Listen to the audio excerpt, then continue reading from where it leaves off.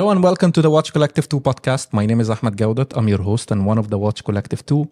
This episode is sponsored by Radcliffe Watches. Don't forget to check the pre-order happening on the 8th of August for the Le Dôme and Le Dôme Tourbillon.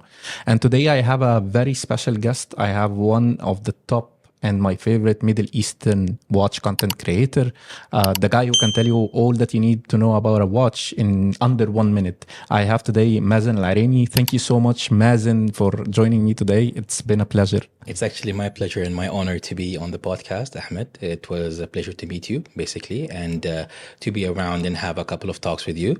And here we are today. Yeah, thank you. Thank you. It's my own pleasure. I've been a fan and a follower for you for quite some time. Thank you. I love your shorts in terms of reviews. I love your YouTube as channel as well and the content that you're making. Please make sure before we start to check Mazin's Instagram and YouTube channel. You're going to find the links in the description below and you're going to find the handler on the screen. I think the right start is going to be knowing who is actually Mazin Araimi. What do you think? ربطك الصحة والعافية. Mazin Araimi is a watch collector and a watches enthusiast who had a lot of events in his life that made him come up to the person that he is today. Basically, the life events that I had gave me a paradigm shift, and those are the things that made me who I am today and the person that you find on YouTube, on Instagram. Just a brief about what do you do actually in terms of content as well? So what type of content you're making just for the sake of audience knowledge? Okay, okay. So basically, what I do is watch reviews as well as a lot of watch content. I'm a person who's in love with watches and basically an addict, just like most of us. It came to my mind that we are having a gap in the market when it comes to people who talk about watches, and I'm a person who likes to watch reviews when it comes to buying a watch.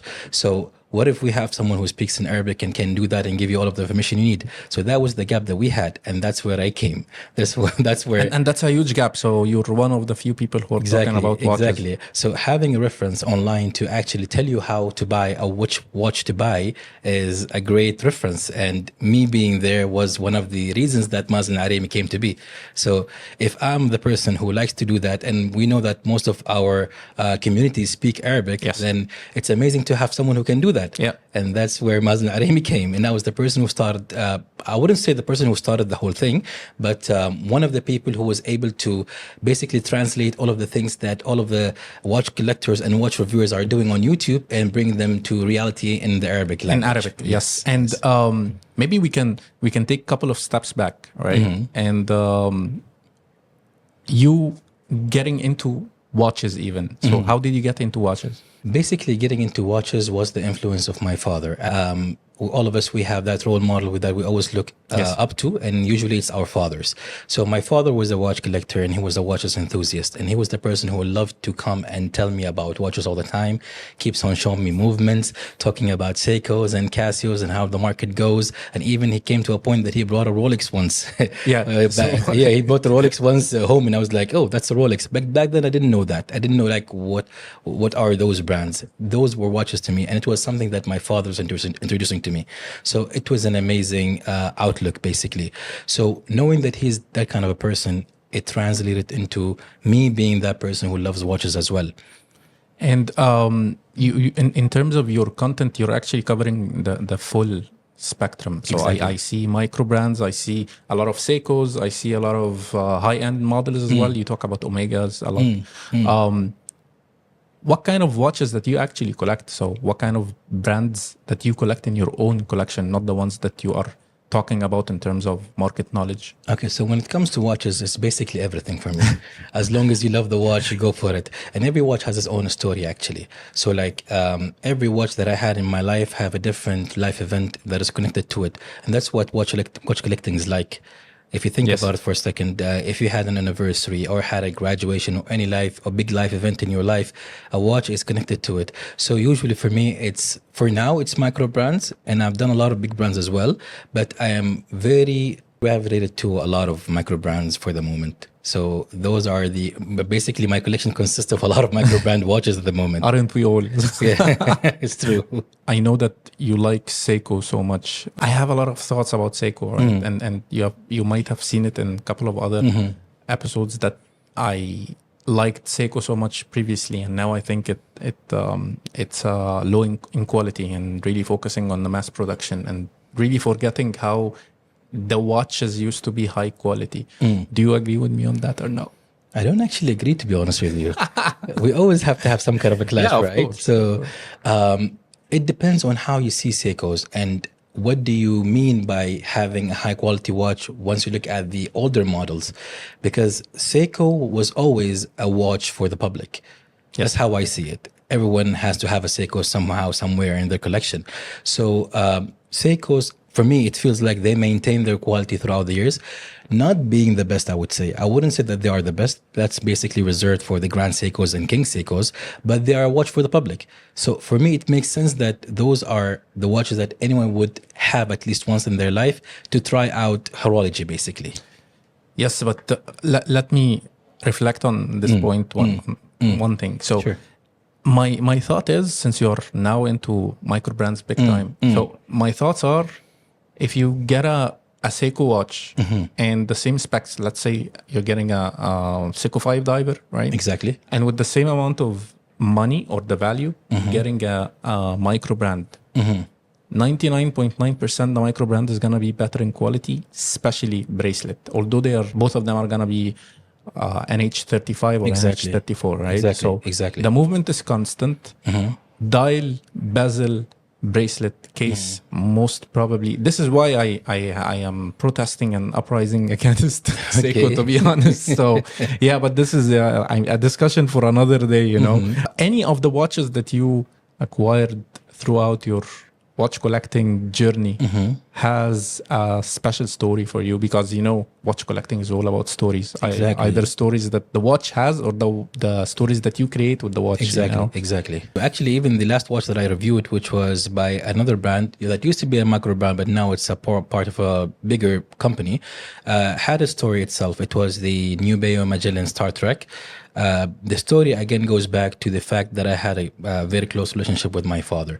So he was a person who was into Star Trek as a show, and that watch basically encapsulates the whole matter. And it has the logo of Star Trek, and they have another version which is a chronograph that has the actual spaceship that is called the Enterprise.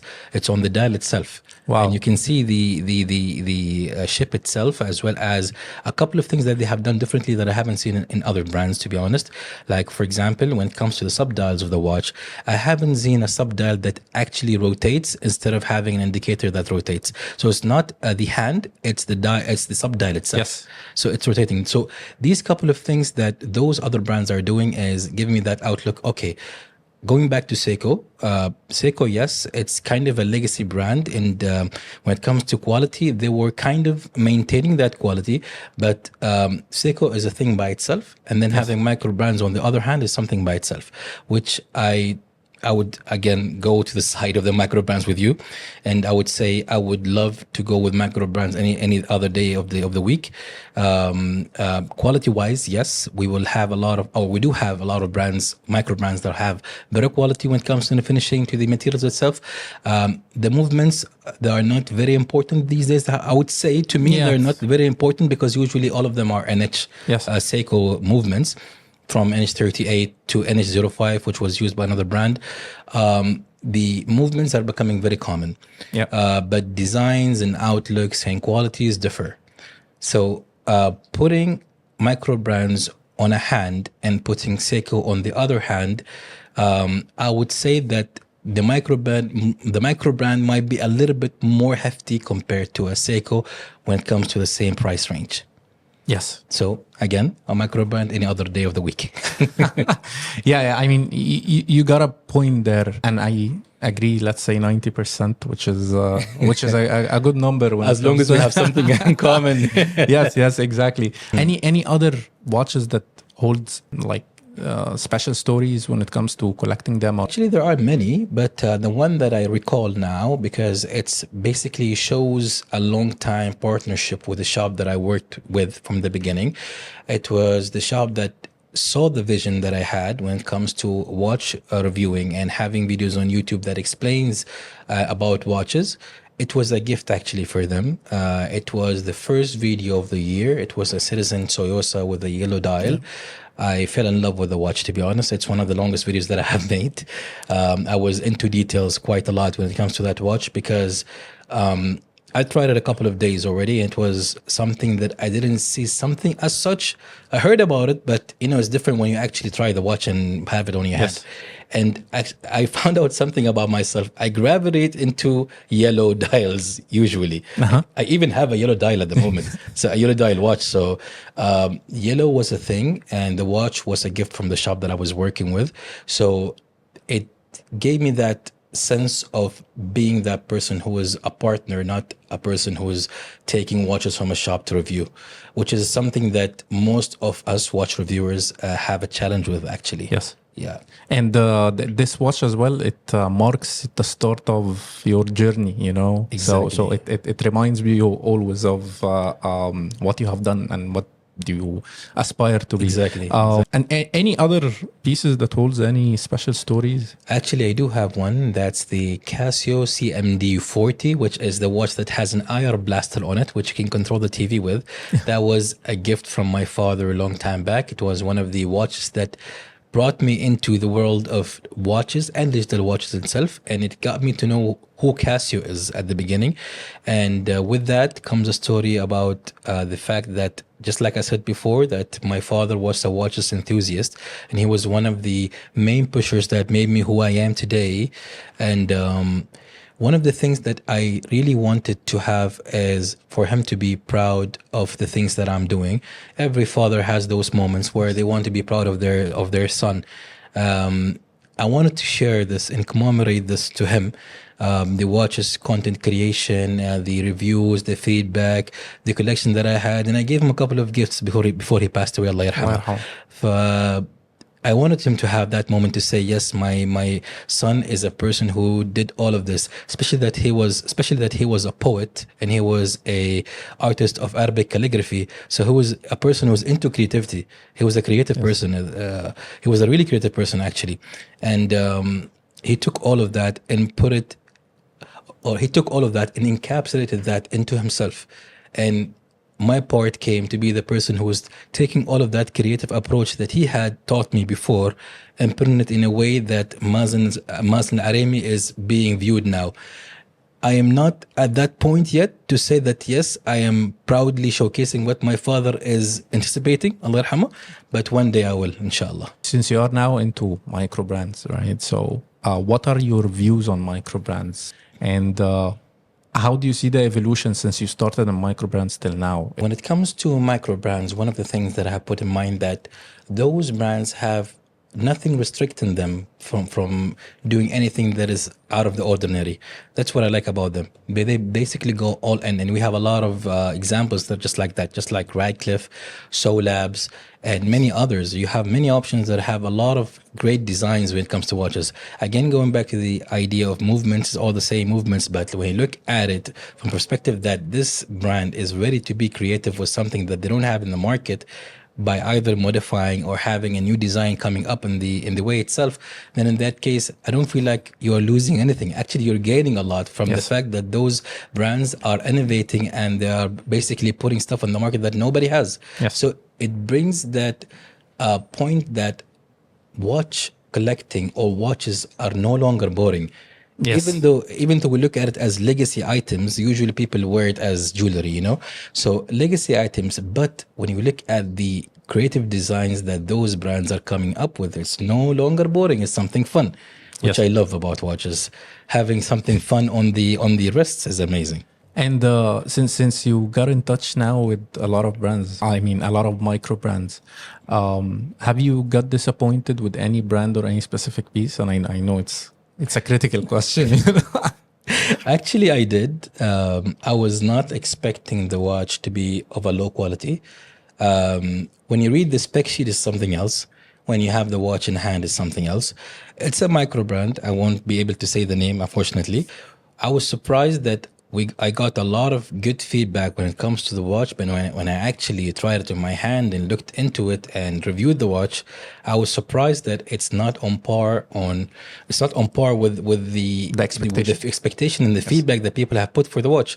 So that was a surprising matter. Even another watch from a bigger brand, which was the watch itself, the brand itself was subsidiary from a big brand. Unfortunately, I will say the name of this one. That's Seiko, actually. I was reviewing an Alba, which is a part of Seiko, putting in mind that Alba itself is the affordable part of Seiko. I did not expect the watch to be in that kind of a condition, to be honest. It claims something that I don't see in any shape or form. And even in the video itself, I was kind of biting on that, to be honest. On the review, I was saying that in the review that the watch claims to be this, and that. But in reality, when I look at it and I wear it in hand, it's not close to it.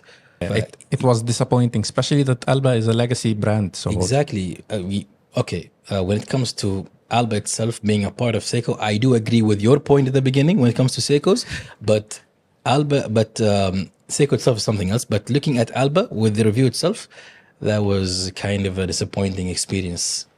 And any of the pieces that you received was blowing your mind out of the quality? When it comes to micro brands, yes, I have had a couple of watches that were out of the ordinary, I would say. Wouldn't be blowing my mind, but out of the ordinary when it comes to quality and finishing and all. But still, I think there is much more to be provided or offered on the table than what I saw recently. And if like out of what you have reviewed, what's gonna be your favorite microbrand till day? Blunt, you know. That's a very hard question, by the way. I know. For that, to be honest, I would go with RZE. I have reviewed one of their limited edition watches, which was the GCC edition watch, which is the Valor chronograph. It pulls a lot of inspiration from El Primero Zenith El Primero. And the fact that that's a chronograph and this is a chronograph, it came to mind that this is one of the brands that I love. It's in titanium, which I don't see quite often, but it became trending now that a lot of watches are being made of titanium. I am a sucker for diver watches and chronographs, to be honest with you. It doesn't matter if it's powered by Seiko or any other movement, but chronographs and divers, I'm a sucker for those. So this is one of the watches that I really like. It's 39 mm, which is a bit smaller for my hand, but you know what? I can rock it. It's fine. Yeah. I can wear it and it works fine for me. So yeah. If we move to another side of the story, when we talk about microbrands, you know that the evolution of microbrands was based on homages. So exactly, microbrands were starting with homages of Steve McQueen, Explorer, Submariner, anything. It doesn't have to be vintage as well. So what's your views on homages in general? I've said this in a couple of videos already, and my opinion goes like this. As long as the homage watch has something that differs it from the original itself, then it's fine. It's a very thin line, I would say. Homages is very thin. But however, if you look at the market that we have here, one of the most famous homages would be a West End. Yes. And the West End Soar Prima Classic 41, that's basically a dated. So, it usually depends on the person, I would say. And I always say that, wear what you enjoy what you wear. Homages it's a very thin line. I would wear it, but it depends on what is it bringing to the market that might be different than the original. Because I have seen a couple of homages that has a different color, maybe have a different set of hands. Sometimes the full dial is different. So it really depends on what does it bring on the table. If it has something special, I'm down for it. If it doesn't, then I wouldn't say that it's a good choice to go with. Looking at different homages, you have a lot of Seikos that are basically homages of Rolexes, if you look at it. That's true. And many other brands as well. You have a lot of Nevada Grinchens that look like Speedmasters. Yes. So, and even Daytonas.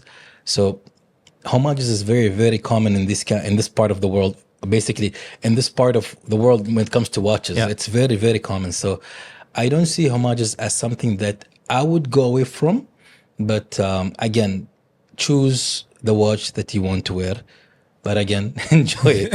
And another thing that I told you before that I would love to get your views on, although I didn't get the answer previously, but maybe I can get the answer now.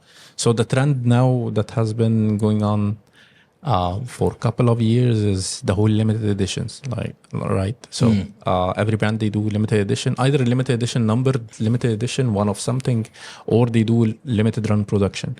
What is your views on that? Okay, when it comes to limited edition watches, it's basically two sides that are very different to each other. It depends on the matter itself when we look at it from consumer side and from the company side. So when it comes to companies, it gives them an indicator of how many watches they can produce. So they would know what's the demand on the watch that they have. But when it comes to consumer, is it really limited these days? Because if a run comes and a drop happens, the watches get sold. You'll have another set of watches that are going to be sold again. If the company finds that there's a demand for it, then limited is no longer limited. Yes, I totally agree with you. And keep in mind as well that it's never, the limited editions are never limited. Exactly. Even it's not going to be limited if everything is limited. For example, I'll give you a small example. So it has a pro and a con. Right? Exactly. So the pro, that if it is really limited, that it is a limited run, it's going to have a value, that it's going to keep its value, and it might go up in value. That's a good thing when it comes to. The problem is that, for example, you have a dial shape. You're gonna do a color, 100 pieces, and then another color, another 100 pieces. But in terms of the piece being limited on its own, it's not limited because it's there. It's true. It's just different shapes and forms, which I really don't like, I agree with you, when it comes to these kind of things, because when you look at it, I have a brand in mind that has been doing this, and I have reviewed one of their watches, and I was saying that it's a strategy that they have been taking for a long while, and that's why they are still in the market, and a lot of people look into this brand. They only change the color or a bit of the dial. Yes. But is it worth it that a small indices will be changed on the dial for a watch to be limited? I don't find it to be a very valid reason for anyone to purchase the watch itself. I will choose to say the name of the brand here, which will be WMT. I have seen a lot of limited runs that they have done. They were famous. I'm Omani, so they're famous with the Khanjar logo being on the watch itself, which was a limited run as well. And a lot of people are back riding on the fact of using the Khanjar actually. Yes. Even in pixelated form, it has been used with WMT. So I don't find these simple changes to make the watch any more limited than it is. And I don't find it to be any limited, to be honest. Exactly. It's not even limited to me anymore. Exactly. Because you'll find it in a different variant. It's basically changing of the variants. It's nothing else. It's a change of variant, and that's all. Even it. So I have a quick story about this. I have a very close friend of mine. He's a big time collector. He really knows what he's collecting, right? He got a Tank limited edition, one of 150 something. It's in platinum. It has a dial which is like a spiral square thing. So, and when I saw it, it's an amazing watch. It's a beautiful watch.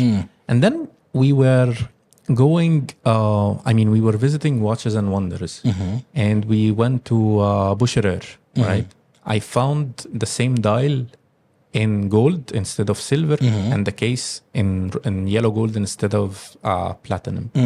And we were like, okay, it's no longer limited. They changed the color, and instead of 175, for example, now it's double the number of units. Exactly. And you don't know. They might do it in rose gold and rose dials. I do agree that this might happen in the future, yes. So it's really painful, and you feel like you're getting a little bit deceived, I agree.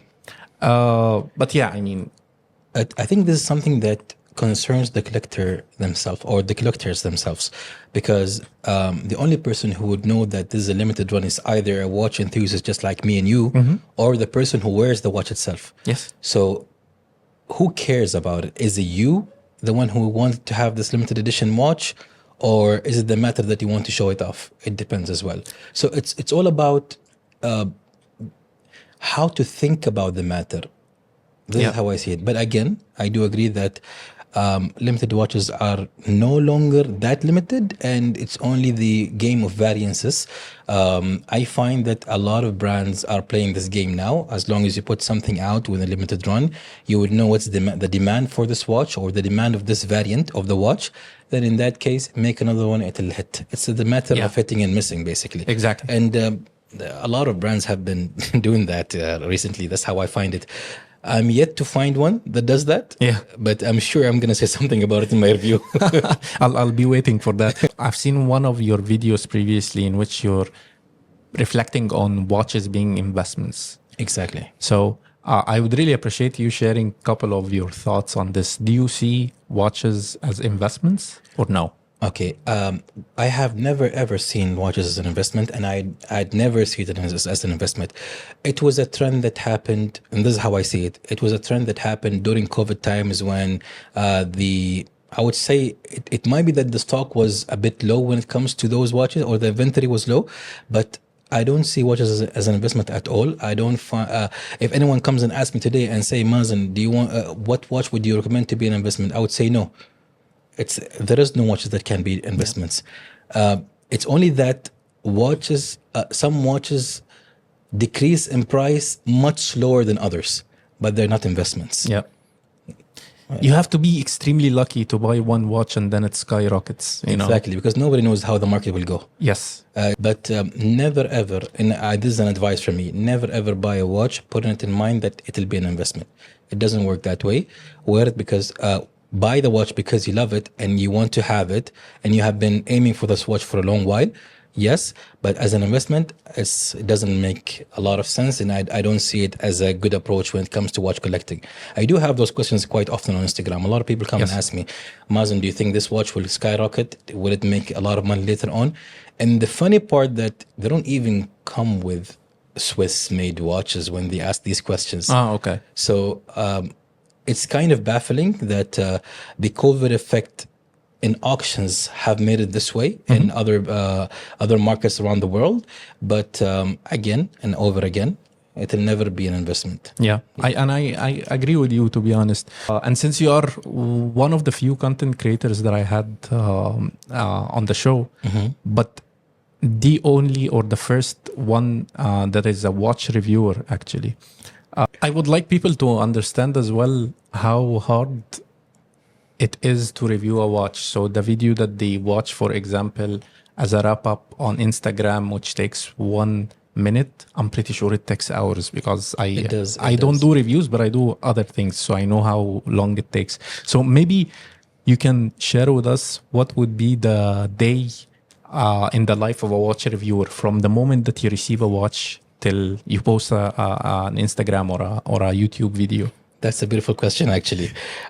So it's basically a commitment because you are a voice that is being heard by a lot of people, and you have to commit to the fact that you write down the right information about the watch. Usually, in my case, it starts with researching about the watch and about its history. When it comes to big brands, there's always a history behind it. And I was surprised actually by one of the brands that I have done a review for, which was Tissot. I was not aware of how much this brand holds as a history, but I got to know that somehow, somewhere in the history, there was a diversion that made it what it is today. But in reality, it has a very hefty history behind it. Researching the information and writing down the script of the watch itself, then it goes to shooting, which I do myself as well, because I was a photographer and a videographer before, which I already told you about.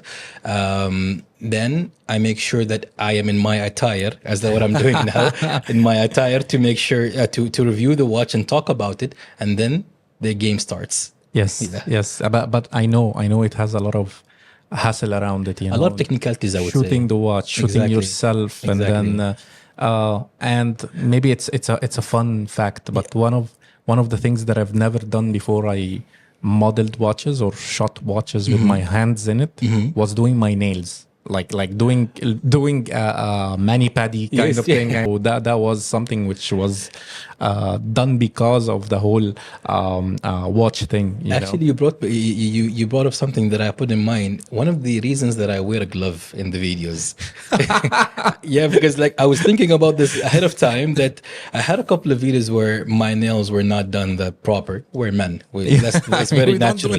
So like wearing the glove took out the hassle of me, like making sure that everything is clean and done. I feel you, my friend. So. One of the things that many people don't know when it comes to watch content creation and reviewing is the fact that there are two different setups when it comes to making making a video. You have the setup where the reviewer talks about the watch, and then you have the other set which is made only for the watch itself. The watch is your model and you are the photographer or the videographer, and you take care of the beauty of the watch and making sure that it looks the best way that it can look for anyone to be sure that this is a watch that they want to buy. And that's why I choose as well to mention what's my wrist size and wear the watch in the video, so they would know how it looked like in hand. It might be different because when it comes to sizing up a watch, it's all about the lug to lug more than the diameter, I would say. But it gives you a rough idea of how would it look on your hand if you know your wrist size. For the audience info, Mazin is gonna be my mentor whenever I start doing reviews. It will be a pleasure, Sarah. It will be a pleasure. Thank you so much. So you have been doing watch content for how long now, Mazin? It's been a year and 11 months so far. MashaAllah, you're doing almost 2 years. Touch wood, you're doing great. But I'm pretty sure, I mean, I faced a lot of challenges, and I'm pretty sure that you have faced a lot of challenges as well. What kind of challenges did you face? It depends on how you operate when it comes to these things. If you are operating solo, which I'm doing, you have a lot of things that you will be facing and doing yourself. So you are the person who is shooting the watch, you are the person who is recording the voiceover, you are the person who is doing the research, and you are the person who is making sure that all of this is being done within a week. And sometimes it's within 2 days, because once a brand sends you a watch and it comes late because of the courier, then in that case it's your matter to finish, because you have that commitment to make sure that this happens. Launch date and all of these things. And in addition to all of that, you are the person who is contacting the companies. So you are the company itself. You are the company who's making the media come out as is, and you are the person who's determining everything when it comes to looks and information and quality. So these are the hardest things that every watch content creator has, basically. What kind of drivers that make you decide that you wanna review a certain watch? That's a very good question. When it comes to choosing the watches, it's basically the looks at the beginning, because basically appearance is everything when it comes to of course, the first impression comes from the appearance itself. So once I look at that and look at the history and why this watch was made and the vision that it has behind it, then in that case I choose to work with those companies. And there are many trending ones actually, and I chose to dismiss a lot of them, to be honest with you. Have been getting a lot of requests for different other brands that were fashion brands, and I was not into that. I had to dismiss them. Have been looking as well to a lot of micro brands, and many of them are actually amazing. One of them was a micro brand, then it came a bigger brand, which is Favorite.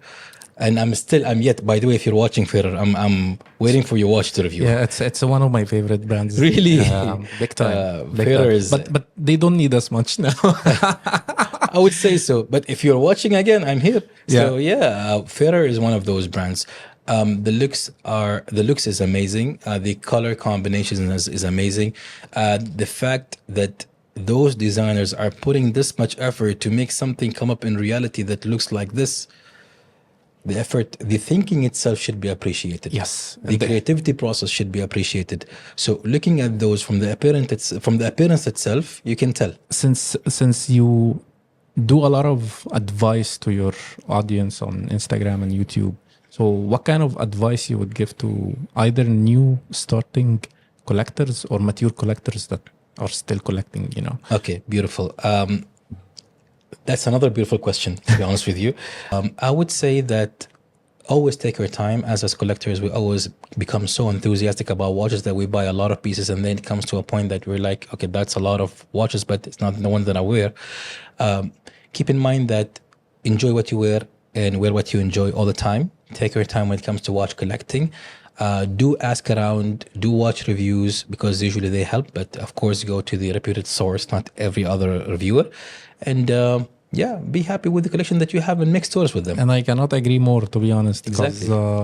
It's I always say to myself, it's a marathon, not a race. Exactly. So exactly. Take your time, because your taste changes, right? The watch that you cannot sleep at night because it's shipping to you, afterwards you might not even like looking at it. And sometimes you want to get rid of watches because you don't want to see it anymore. I totally agree. I cannot agree more. So I agree with you. And Mazin, regarding Mazin, the content creator, how do you see yourself progressing? Are you planning on any collaborations, any design who knows, you know. So yeah, I'm looking forward actually to because my vision of what Mazin Araimi as a content creator is Mazin Araimi Watch Club, something that is bigger, a bigger community, maybe one day a company as well that makes watches.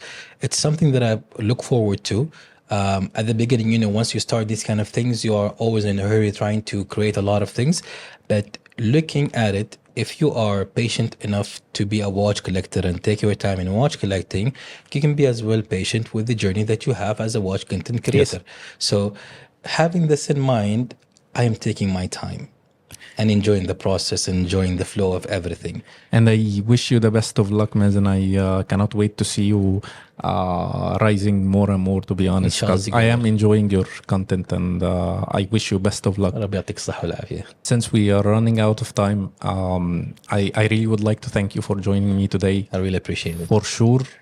And this is, I know this is a phrase that I say it almost every episode, but for sure this is not our last episode, and hopefully we're gonna even collaborate in the future, who knows. But again, thank you so much for joining me today. It's been an honor. I'm really honored to have you today.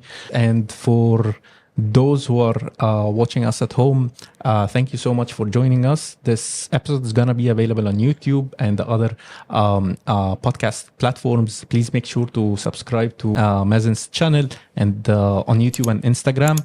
And do not forget the pre-order that it's launching from Ratcliffe Watches for Le Dôme and Le Dôme Tourbillon on the 8th of August. Thank you so much, and until next time.